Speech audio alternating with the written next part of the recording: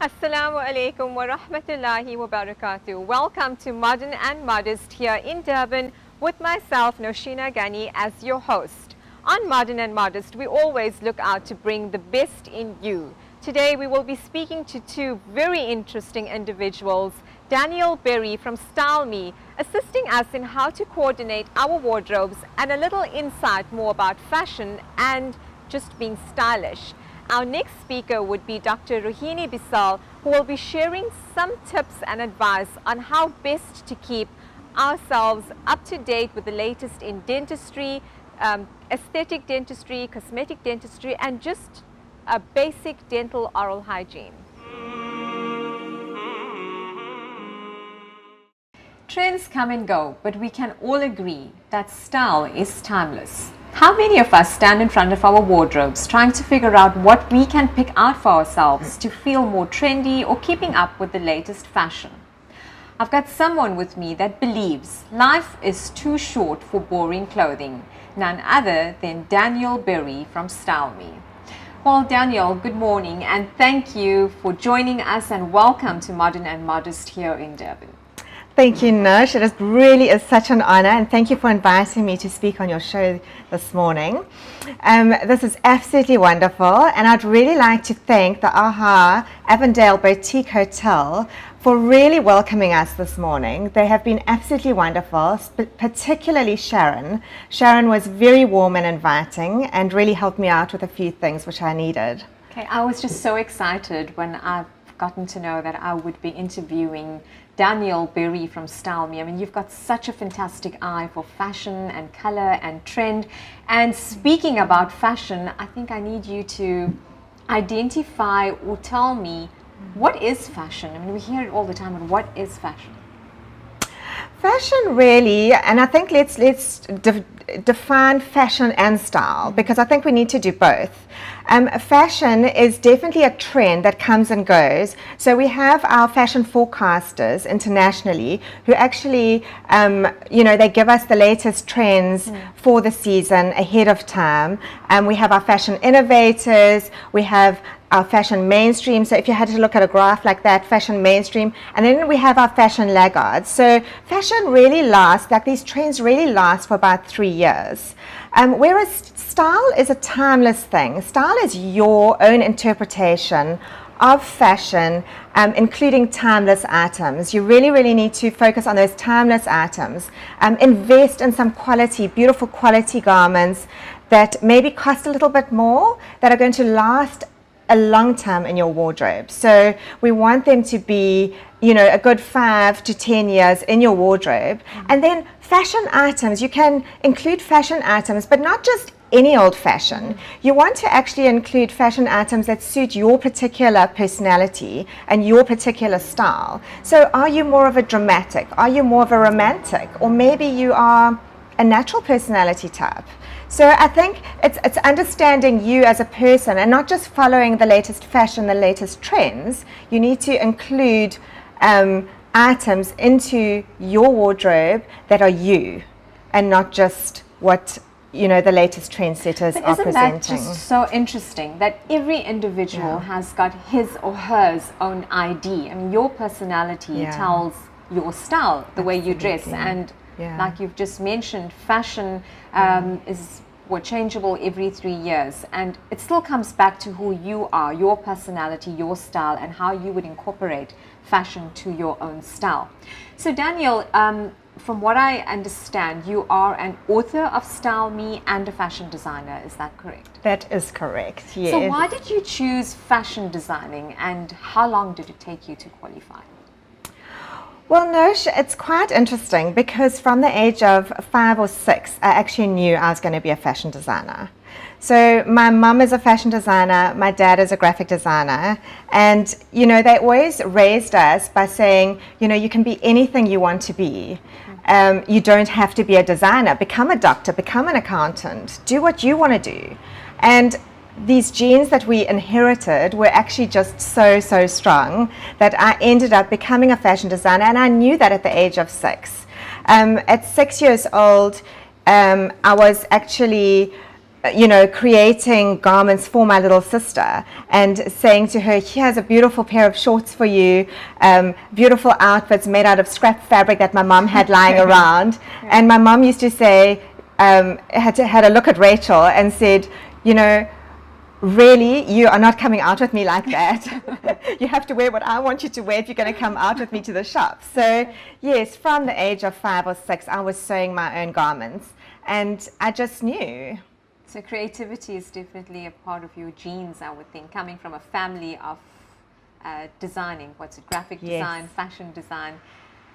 But I know you've recently branched out in not just author, not just fashion designing, but you also run little workshops. Can you tell us a little bit more about what these workshops entail and what is it all about? Well, Nosh, I've actually got a variety of workshops which I run. So I've done an amazing one, which is how to pack 70 plus outfits into 7 kgs. I've done another one, which is makeup and Merlot, which has been really great. That's really, really taken off. So many ladies are wanting to get a group of 10 ladies together, and we put together makeup and Merlot. It doesn't have to be one. We could do something different, so it doesn't have to be with wine. But yeah, that's really worked well. And then the color workshops, I do a lot of color workshops for groups of ladies as well. And yes, in terms of enhancing your professional image, I do a lot of branding presentations for corporates as well. So my branding presentations have been very popular in the corporate sector, which has been amazing. Now, you've mentioned color analysis. Would you find that it is important for an individual to perhaps do a color analysis? Because it does identify your style, your personality, or what looks good on you. Maybe colors that you favor and colors that you don't favor. Would you think it is advisable for individuals to do this color analysis? And what is a color analysis? A color analysis is actually, finding out the colors that suit your skin tone, your eye color, and your hair color. So by holding up color against you, for instance, if I had to hold this green up against me right now, that green reflects against your skin tone, reflects into your eyes, and it actually makes a difference. So this color green is one of my colors, my signature colors actually. Okay. And when this green is reflecting into my eyes actually illuminate and they become more green, and my skin radiates more. So finding out the colors that suit you really is an advantage to looking your best and feeling your best, and also giving you that confidence knowing that those are the colors that look amazing on you and you can step out looking stylish and looking fabulous. With fashion and styling, given how we dress here in South Africa, it's very much determined by our climate, our environment, and yes, we are influenced by the fashion and style that happens abroad, that does come to SA at some point. But do you think in all your years of study and research, do South Africans have their own fashion or their own type of style compared to other people globally? No, yes, they do. I find South Africans are very conservative with their dress. They're very nervous to branch out and try something new. I also find after styling plenty of clients that our South African ladies are very print driven. And I think this is because they're actually not sure how to accessorize. So they're very nervous to put the wrong thing together. So they're very, very print driven. And one of my favorite quotes, which I came up with, was there's nothing more dated than yesterday's newspaper and last season's print. So that for me is my favorite quote. And I just think our South African ladies really need to embrace a few trends, embrace the timeless elements in their wardrobe, understand that it's not all about the print. Print you're going to wear 10 times, and a plain you're going to wear 200 times or 500 times, and you're not going to get bored of it. So I really think that is a difference between the European market and the South African market. Well, that's where you would come in play. I think when you're purchasing a plain garment, you can then assist in styling how many different ways you could get to use that plain garment. Maybe add on the accessory or a different neck scarf or a head scarf that we would call the hijab. Now, Daniel, you chatted about South African women being conservative. You may have noticed that in our Muslim community, our dress code is also conservative due to religious reasons. And as women, we have to be modest. But in saying so, which is great because you see the younger generation now in the Muslim community is now starting to branch out into wearing more colors, whereas if you find with the older generation, they used to keep to black, I think being conservative and maybe not transparent and being modest. So with our Muslim women, we can be modest, meaning that we just need to be covered so you don't reveal any shape. But for those women that still keep to black, how can we spice those wardrobes up? Maybe black's not the ideal color to wear in summer, or maybe not the daytime color. And just as a woman, I'm sure that makes you feel a little more confident or better when you add in that accessory or a different color headscarf. So are you able to guide us through that and help us put that together?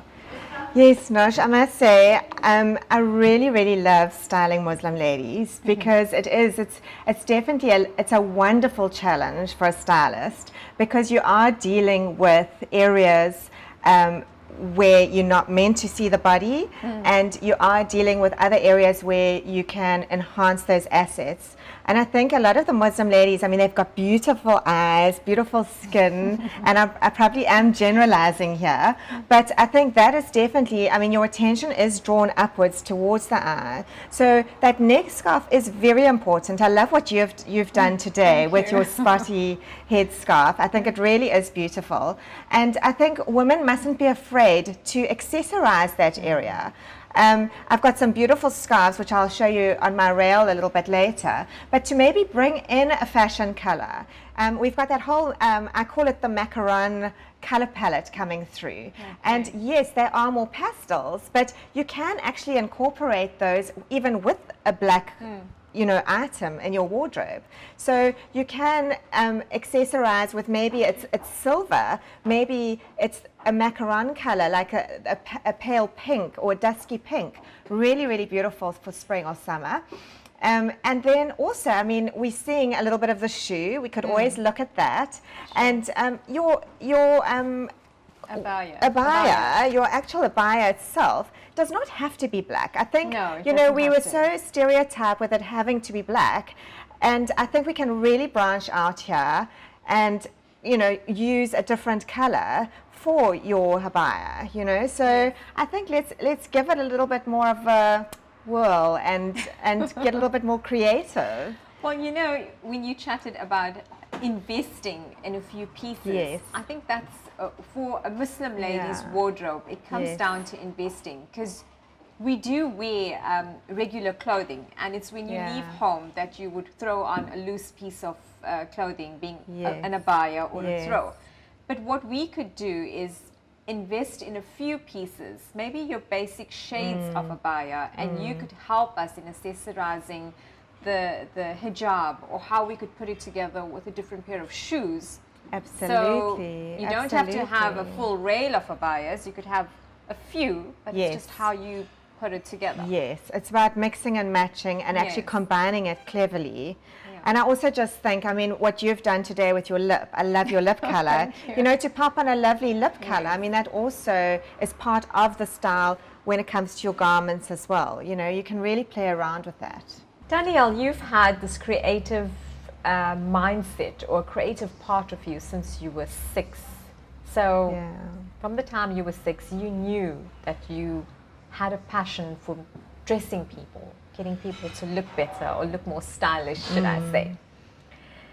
So would you think that an individual that wants to get into the fashion industry has to have that creative mindset or that passion before you step into that direction, or is it just for any individual that says, you know what, I want to study fashion or I want to get into the fashion industry? Nosh, I think the advice that I'd give to our viewers, if they're wanting to, get into the fashion industry, do you know what? At the end of the day, it is tenacity, tenacity, tenacity. You need to have that passion. You really, really do. You're not going to get anywhere if you do not have that. So, yes, I think for me, that is exactly what I had, was tenacity. So much so that I ended up studying fashion design. I knew that that's what I wanted to do. I had to actually go through 12 years of schooling to get there. When I went to my first day of school, my mum and dad fetched me from school, and when they fetched me from school, they said to me, so Danielle, how was your first day at school? I said, it was terrible. They said, why? I said, because I worked all day and I never got paid. Okay. So I've always had that entrepreneurial spirit. I've always loved fashion, and I've always had that passion. So Danielle, can you tell us a little more about the fashion industry? What background, just a little bit more about, okay, firstly, how long does it take one to qualify as a fashion designer? And secondly, is it viable for an individual today to choose fashion as a career path? I mean, you just see so much of fashion in and around South Africa, abroad, people bringing fashion from other countries here with your imports and your exports. So is it actually a viable career for an individual to get into right now? Nosh, I think that is a tough question, because I've always loved what I've done. I loved working in the clothing industry. I really, really did. It is quite a cutthroat business, especially with all the imports and the fabrics. You're always fighting for price. You want to go local, but then with local, it is more expensive. So then you do end up going and buying fabric from China, or actually manufacturing in China. So it is a real tough one. We do, as fashion designers, South African fashion designers, we do travel a lot overseas for the latest trends. We bring back samples, and I always used to consider myself as more of an engineer for price than I was a fashion designer coming up with these wild creations, because those wild creations really are not very cost effective for our market. Our consumer will only buy a product at a certain price, and it is very, very price driven. So yes, I think you have to have staying power if you're going to work in the clothing industry. I left the clothing industry not because I didn't have passion or staying power, because I had a different sort of thing that happened to me, which kind of steered me in a different direction, which was great. But to those people that want to study fashion, I'd say it's a 3-year diploma. You can do it at DUT. DUT is still amazing in Durban. I did it. It was 3 years, and then you want to go and get a job. You want to get paid a lot of money in your first job. And I know our millennials, particularly, I think they think that they're going to walk into a position and earn, triple or 5-digit figure salaries. It's never going to happen. Sorry for the millennials out there. It's not going to happen. What I did was, because nobody would employ me with no experience, I actually worked for free in the clothing industry. My advice to those people that want a great career, whether it be fashion or something else, I think if you go and actually work for a company and take it as your 4th year, so you study for 3 years, you're not getting paid anything, take a 4th year and go and work for the best company you can possibly find. Work as hard as you can for that company, and that company will probably actually employ you, number one. And if they don't, you know what? You've got that company on your CV, which is a major asset. So when you do go for that interview, you can say you worked for X, Y, and Z, and that will get you your next job, and that will get you an amazing job. So for all those millennials out there, hard work does pay off. I'm 42 now, and I'm still working hard. I'm still waking up very early, and I'm still working till 2 in the morning. So yes, hard work does pay off, and tenacity, tenacity, tenacity. So I guess working that 4th year, it's the experience that actually counts. You know, just putting that practical experience out there Yes. helps to boost your own confidence that yes, you can do it. But just before we wrap up, Danielle, would you think that the fashion industry it is female dominated? Is there a space for males in the fashion industry? Absolutely no. We have a lot of men in the fashion industry. In fact, a lot of the companies that I worked for in the clothing industry were male owned, and actually a lot of them were male dominated. Really, Okay. yes, So yes. it's just a mindset that fashion goes with females. Yes, absolutely. And I mean, even Style Me, my company, which I'm running right now, which is an image consulting company, so many people think that I only style women. And I don't. I style men as well. Men need styling just as much as women need styling. And I think to create that professional image for a man in the business place is really, really important for their confidence. Thank you, Danielle, for allowing us this time. I know your time is so important to you, but for you to be able to share your tips, your advice with our viewers here on Modern and Modest. And I've definitely learned and identified, or you've helped us identify the difference between fashion and being stylish. So just remember, viewers, fashion changes every 3 years, but if you've identified some sort of style, that's something that stays with you forever.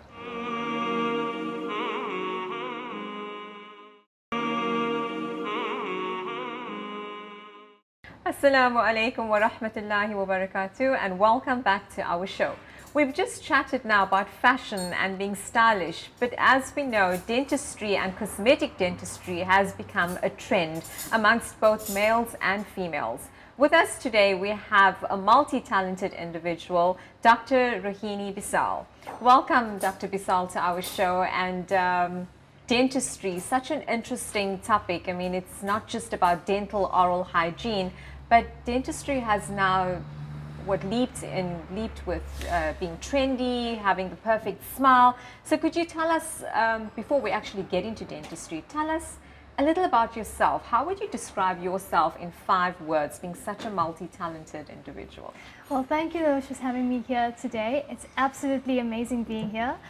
Dentistry and the career as a whole is transforming into something that is, I think, giving a lot of people that confidence boost. And I think me as a person, I've developed into a spectrum where I'm able to identify and grow in such a way where I'm able to show different sides of myself, and dentistry being one of the most significant parts of myself. So coming back to your question and trying to answer, how do I describe myself in 5 words? Wow. Okay, so let's just think about this. I'm very optimistic, very driven. I think I also have this zest for life, which is very enthusiastic about life. I would also describe myself as a ball of energy and magic. I'm very much into the fantasy base of life, and I think it's also very grounded, which I've been the values have been instilled by my parents, which is very important. I like the way you've just said very magical, and I guess that's what's made you the brand ambassador for UniWorld. It is Yes. just having that positive energy and having the magical side of you. So could you tell us a little bit more about being a brand ambassador? What does it take to be a brand ambassador? A brand ambassador, if you break it down, it's your brand and being an ambassador for that brand. So you got to look at it in a very holistic perspective. Does the brand complement you as a person? How are you contributing, being yourself and your authentic self, to a brand itself? And when I actually looked at the concept of UniWorld and I read through the concept of UniWorld, it's something that is very significant, which I feel young individuals, especially females, have that opportunity of entering something where they grow as a person, not growing into a different spectrum, but having or growing what they have within them and sharing it with the world. Because I always believe that what you have within you, and if it's shared with the world, it creates a beautiful ripple effect. So I think that is what I have been very much involved in, and I've been able to portray the brand in such a manner where we're able to attract those ladies or individuals who actually lack that confidence or want to go out there and make a difference. So I think that's what a brand ambassador truly, and the essence of a brand ambassador is. Okay. So, Rohini, with studying, coming back to being a dentist, the magical individual, the person that's optimistic, why have you chosen to study dentistry? It's actually a really funny story. So when I was younger and I was in school, I went to my orthodontist because I had quite the crooked and skewed teeth, as they would call it colloquially. So I went to my orthodontist and obviously I got my braces. I loved the entire process. I know it was painful, but in my mind it was always no pain, no gain. And actually seeing myself transform, seeing what that actual treatment brought to my self-confidence and my ability to smile again, it was incredible. And I fell in love with the procedures. I was always intrigued about how did this specific procedure work. And that's how I got into dentistry. I just researched more about it and there we go. Your personality seems very much a forgiving individual. So would you say dentistry was some way of giving back, allowing that person to have the perfect smile or allowing that individual to feel more confident about themselves? Definitely. I think the most how could I say, the most touching experience that I felt during my studying journey was treating geriatric patients, and especially patients who had no dentition or they've lost their dentition in older age. And you actually take an impression, see the entire procedure of making a full set of dentures for them and seeing them smile at the end. Okay. That for me was it. I'm like, I'm here. This is what I'm supposed to do. With studying dentistry, it's taken you how many years? It's taken me 5 years. 5 years. Yes. And that's 5 full years away from home because you haven't studied in Durban. No. What was it like for you? It was eventful, it was life transforming as well, and I grew exceptionally as a person. I think it was also very challenging at certain points because you don't have your mom or dad to motivate you constantly, so you learn to do it on your own. And that itself builds up to your own inner independence, which I think is quite a big part of a woman's life, I think, in today's society and age, because when a woman is confident and when a woman is independent, I feel she can make magic happen in this world. So yes, it was a beautiful journey. Beautiful journey. Is there anything you miss about Durban in those 5 years? In winter, the warmth. I would say that definitely, but my family mostly. Coming back to dentistry, which is your passion because you feel that you make a difference to individuals, not many of our viewers know how important it is to visit your dentist. We tend to shy away from the dental visit. So how often would you think it is important for an individual to visit a dentist? So you would visit the dentist twice a year for your checkups, and if you have any prosthetic work done, such as your crown and bridges or any aesthetic work that is done, you would visit the dentist more often. It depends on everything is very case dependent. So some certain patients will ask for a consultation online and so on. I personally prefer seeing the patients in my chair and then diagnosing them and seeing the best treatment options for them. So 2 visits a year is the general checkup timings. How important is your oral hygiene? I mean, you get some individuals where they find their gums tend to bleed very often. Is there a specific reason for this? It's multifactorial. I think it's also, you need to consider the amount of drugs that you're intaking, your health conditions.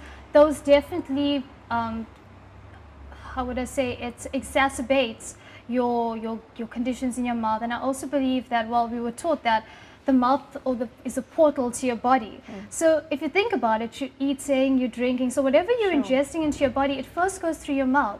And people don't realize this, and a lot of diseases are first picked up in your mouth, in your oral cavity. So it is very important, and I know, as cliche as this may sound, every dentist is like, did you brush your teeth, did you floss your teeth? But it truly is very important. Yes. And we also find that more and more kids now compared to then, every other kid you come across is having a set of braces. Why do you think that's so common now compared to what it was back then? I think it's become sort of a trend. Because if you think about it, if you go to school, you'll see kids with braces and they have these funky different colors or Okay. elastics on their mouth. And I also think when they speak about the procedure, I think I've noticed that orthodontists have been doing an exceptional job in educating patients and explaining the procedures from a young age to, tell the kids, this is what's happening, this is what you're undergoing, and this is what's going to be the end result. And I think that's causing a ripple effect in schools where those kids are telling their friends about it, and obviously they're telling their parents about it. So I think it was a big aspect of word of mouth. But right now, I think social media is so powerful in the way it's utilized. So I think that's also gaining a lot of publicity in orthodontics as well. Isn't that so different? Back in the day, if we looked at a kid with a set of braces and spectacles, we'd think they're the nerdish type of kid. And yet now we speak of braces as being a trendsetter Exactly. for teenagers. Yes. Also, teeth whitening seems to be very big currently in dental cosmetic. So what is it? What term would you give it? Aesthetics, cosmetics? It would fall under your aesthetics and your cosmetics. Well, you see there's different types of teeth whitening. It depends on what you want as a patient. So if you want a fast result or a very quick result, you would do it in a dental chair. And it's a little less time that it takes, it's a few hours. And it generally lasts not as long as what you would call a home kit. So basically, a dentist will make a mouth guard for you, and it will insert certain gels into that mouth guard, and you would wear it at night. You would use it over a longer period of time, and I think the results would actually be longer with that mouth guard. So it's case dependent on what you actually want, but there are many whitening kits out there right now. So would you think an individual that's a smoker or high on caffeine drinks, would the whitening last just as long for them or not? I wouldn't say that, because it also depends on how much you're cutting down on that intake. Because Okay. if you do whiten your teeth, and if you're also going to consistently intake that amount of coffee or tea, it's not going to last that long. You also have to be responsible in your personal habits as well to maintain that whitening process. So Dr. Visal, you've qualified just over a year ago now, is that correct? Yes, in 2017, the end of 2017. So you're currently the dentist, I would call you the dentist. Yes. And your focus is very much dentistry, oral hygiene, and the basics of dentistry. But what is your vision? Do you one day want to get into the aesthetic and cosmetic side of dentistry? Where do you see yourself in the next 5 years? That question has always been something that I have trained myself to believe in when I first created my vision board, saying, Rohini, this is what you're going to do in the next 5 years, and so on and so forth. And I've begun to realize that I really now take every day as it comes, and whatever the universe or whatever I've become into contact with, I embrace it. It depends on my feelings. But with regards to dentistry, I just qualified. I am intrigued by all the different specialities. I wouldn't say that I would go into a specific niche. I mean, right now my focus is helping and educating patients or people on the actual dental profession and serving them as a whole. So that's my biggest focus right now. But hopefully, yes, one day I would be able to leave a legacy or my own very own dental practice. But right now, learning more, gaining as much knowledge as I can to do that. You chatted now about a vision board. Can you tell us a little bit more about how does the vision board come along and how has it worked for you? Well, my vision board is one of the most integral parts of my life. I would call it something that I use to manifest the life that I currently am living right now. So I created this vision board at the end of my high school career, and in 2013, when I was in my first year of university, I created this vision board. So this vision board is basically images of things or places or people I wanted to meet and things I wanted to achieve in life.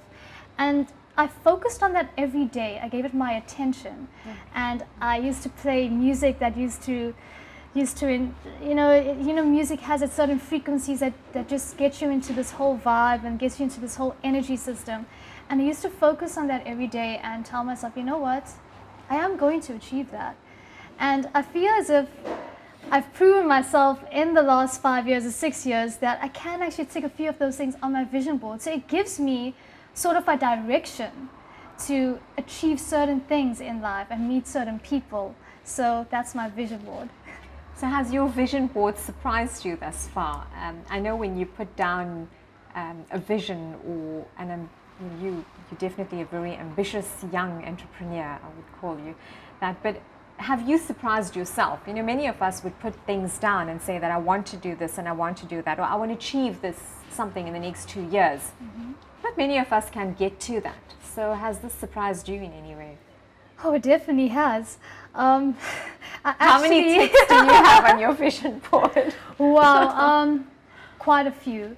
Haven't even counted it, but I think I had a certain vision that I was going to achieve something in the next, when I put that down, maybe the next 10 years, and I actually achieved it in the beginning of this year, which is half of the time duration that I gave myself.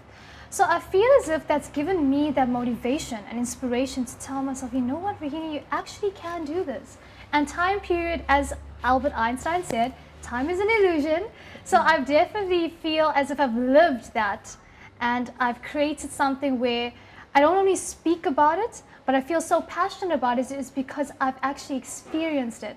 And what I want to do is let others experience it as well. So I think that's one of my missions as well, besides dentistry. So 5 years of hard work, and you finally come to a space where you could say that I've achieved this. And on your vision board, I'm sure you have a few more ticks that you want to tick in the next 5 years. But I just want to bring you back now to being Dr. Rahini Bisal and talking about dentistry itself. And we've spoken about bleeding gums and how that could sort of give you a message that there's something not really going well with your body and that you could pick up diseases.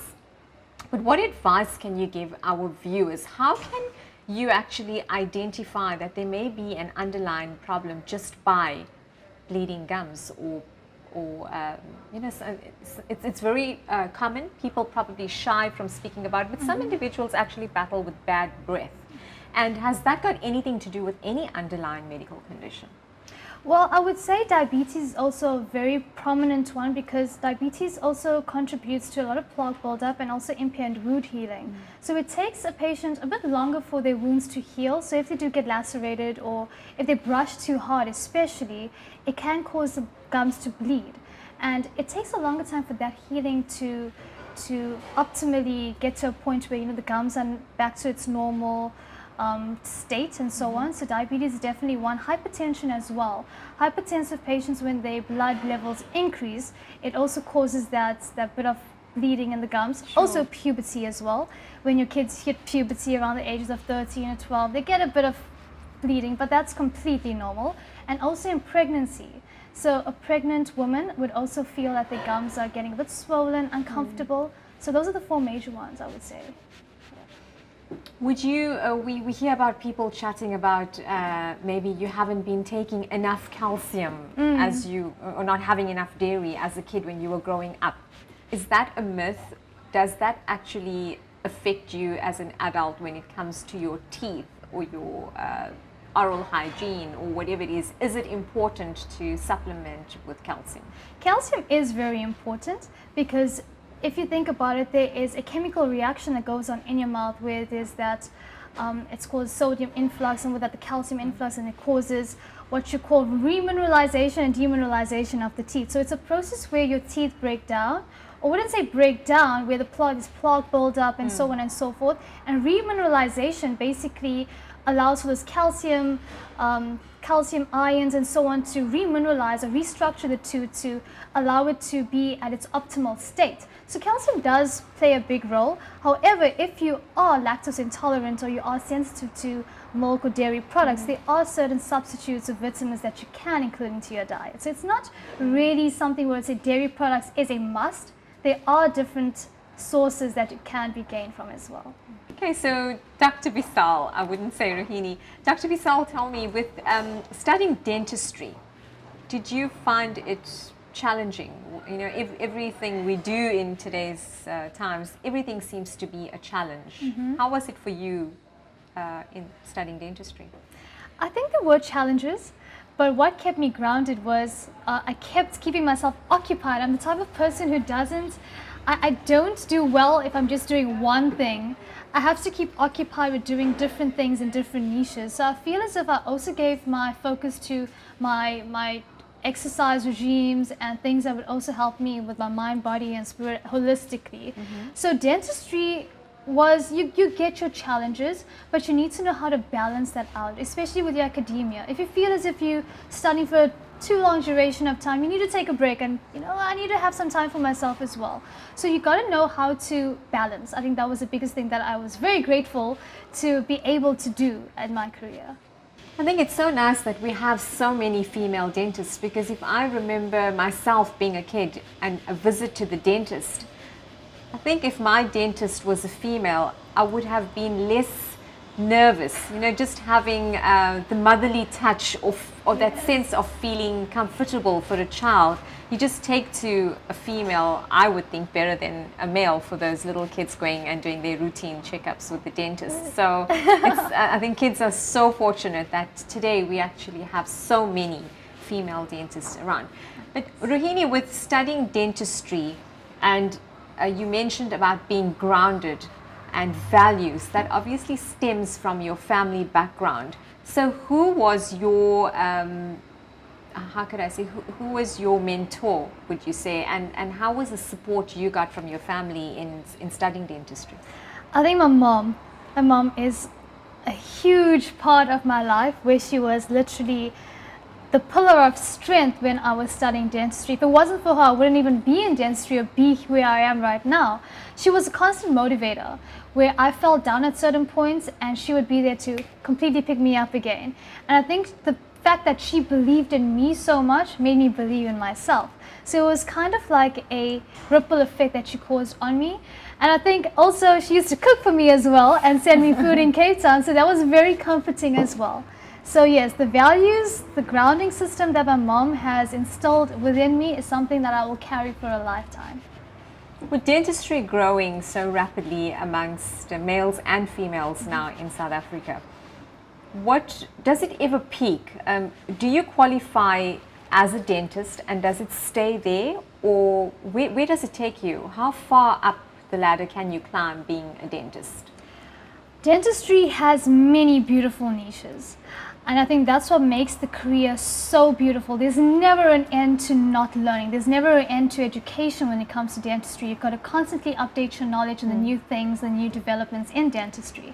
So you can specialize in various different niches. It depends on what you as a practitioner have an interest for and a passion for, and that's what you would do well in. So with dentistry right now, as I am a general dentist, so I have the opportunity to specialize in either endodontics, which is your root canals, your cosmetic dentistry, your pediatric dentistry, your orthodontics, and many other specialities.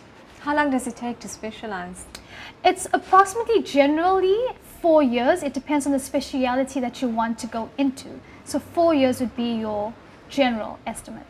So what do you think is the norm? Coming out as a qualified dentist, how long do you think an individual would need to practice as a general dentist before you could specialize? I think it's case dependent. Getting into a speciality also requires a lot of hard work. You would also need to do your research. You would need to know what you need to require in order to specialize, because it's not something where you just apply and you specialize completely into it. So you need to do your research. You need to know exactly if it is for you, because you also don't want to study something for 4 years and find yourself not liking it. So don't rush into, well, my advice would be, don't rush into specializing right now. Gain experience. Know what really is passionate for you as an individual. Would you like to one day open your own private practice? What is your vision, or what is on your vision board, should I say? I would love to. Definitely I would love to. I would love to meet different people, meet different patients, learn from them as well, and be able to treat them in my own special magical way, I would like to call it, because I believe that as a person where you are able to solely and without any expectations from other people and so on, where you're able to express yourself independently and as an individual, you're able to do so much better, because it's not you being working for something specific into it. I don't like being in closed boxes. I like having this holistic approach of life. So God willingly, yes, I would love to open up my own practice one day. I'm sure you would, with all that magical energy and the positive energy. I'm sure you are going to soon enough open up your own private practice. Thank you. Well, Dr. Bisal, just before we leave, what advice and tips can you share with our viewers just on general oral hygiene? What should we be doing at home if we have bleeding gums, and just the basic? 'Cause so many of us take it for granted. You know, I mean, you're brushing your teeth twice a day and we feel that's enough, but I don't think it's enough. There's a lot more that one can do to better your smile, I would say, at home without having to visit the dentist so frequently, but yes, keeping to the 2 visits per year. Well, I think also you need to consider your diet. What type of foods you're ingesting. Are you having a bit too rough foods? That also does, affect your enamel. So don't eat hard foods, or you get those seeds that are hard to bite on. So also be wary on the strength that your enamel can also face as well. Okay. And flossing, I know as much as everyone says you should floss, but you have different types of flosses. You get a wax floss, you get a very thin floss. It depends on the contact of your teeth. Because if you think about it, if you brush your teeth, you're not getting into that contact areas, and what happens, plaque builds up around those areas, and it also has a tendency of going into your gum spaces, which then causes what you would call hardened plaque calculus. And the only way to remove that is to go to a dentist and undergo that procedure of scaling. So definitely be wary of your flossing techniques, your brushing techniques. Also, a lot of people brush too hard and it becomes abrasive to their teeth. So there's a specific way. It's called a 45-degree angle technique, where you use 40, it sounds very technical, I know, but you don't scrub your tooth. It's in circular, gentle motions that you'll brush your teeth. So also be wary of the way that you're brushing your teeth. And if you also have braces, there's certain devices or toothpicks that you would call them that you could use to clean in between those spaces to prevent any white spot lesions from developing on your teeth. So it's also those indications that you were speaking about, like your bleeding gums, and if there's also that enlargement of your gums. Also consider the medications that you're ingesting. If you have any underlying medical conditions, if you're pregnant, or if you're also in that puberty phase as well. So definitely consider all those before you actually get a bit too worried about it. But definitely do visit your dentist twice a year so they can do a holistic approach and a consultation with you. Well, thank you, Dr. Bisal. That was so informative. I've even learned to hold my toothbrush at a 45-degree angle. And your story about the vision board, so for our viewers and for myself, something that you've shared with us, empowered me and women out there, males, females. I think you are your own inspiration. And you don't need anyone else to motivate you. If we could just follow Dr. Rohini Bisal and maybe create our own vision board and start ticking off every little detail in our lives that we were able to accomplish. Thank you once again, Dr. Thank you so Bisal. much for having me.